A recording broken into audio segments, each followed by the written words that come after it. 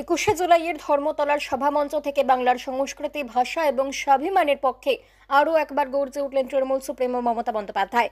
বাংলা ভাষার উপর চলা অত্যাচারের বিরুদ্ধে সরব হয়ে তিনি জানিয়ে দিলেন, এবার ভাষার আন্দোলন শুরু হবে। তৈরি করে দিলেন আন্দোলনের রূপরেখাও। হুঁশিয়ারির সুরে বললেন, বাংলা ভাষা রক্ষার শপথ নিচ্ছে, প্রয়োজনে জীবন দেব, তবু বাংলা ভাষার ওপর এই সন্ত্রাস মেনে নেওয়া যাবে না।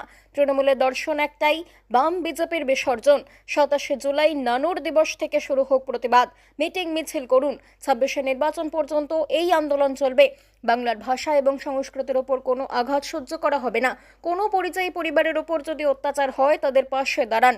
আবারও একবার সিঙ্গুর থেকে নন্দীগ্রামের কথা মনে করিয়ে দিয়ে মুখ্যমন্ত্রী বললেন, আমি ছাড়ার লোক নই, দরকারে আবার ভাষা আন্দোলন করব। বাংলার মাটি দুর্বৃত্তদের হবে না। বাংলার উন্নয়ন দেখে ভয় পাচ্ছে ওরা, তাই বাংলাকে টার্গেট করছে। বাংলা ভাষার উপর কেন এই সন্ত্রাস? এই বাংলা তো স্বাধীনতার জন্য লড়েছে, নবজাগরণের জন্মস্থান এই মাটি। বাংলার মানুষকে যদি বাংলা বলার অপরাধে গ্রেফতার করা হয়, তবে লড়াই হবে দিল্লিতে গিয়ে। কত জেল আছে, কত ডিটেনশন ক্যাম্প আছে, সব দেখে নেব। বাংলার মাটি দুর্জয় ঘাঁটি, শহীদদের রক্তে তর্পণ করে বলছি, যতদিন দিল্লি থেকে উৎখাত না করতে পারছি, ততদিন শান্ত হব না। কেন্দ্রীয় সরকারের অবিচার এবং বদলার রাজনীতির প্রসঙ্গ তুলে মুখ্যমন্ত্রী আরও বলেন, সবাইকে জেলে ভরে দিচ্ছেন, কিন্তু মনে রাখবেন, আগামী দিনে মানুষই গণতন্ত্রের রায় আপনাদের জেলে ভরে দেবে। সেদিন আর বেশি দেরি নেই। কটাক্ষের সুরে তিনি আরও বলেন, বাংলাকে বদলাতে গিয়ে ভারত সরকারেরই বদল হবে না তো কি বন্ধুরা?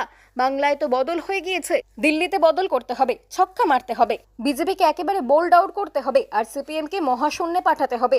এরপরই মুখ্যমন্ত্রীর হুঁশিয়ারি, দিল্লি থেকে তোমাদের বিদায় না হওয়া পর্যন্ত আমাদের এই লড়াই থামবে না।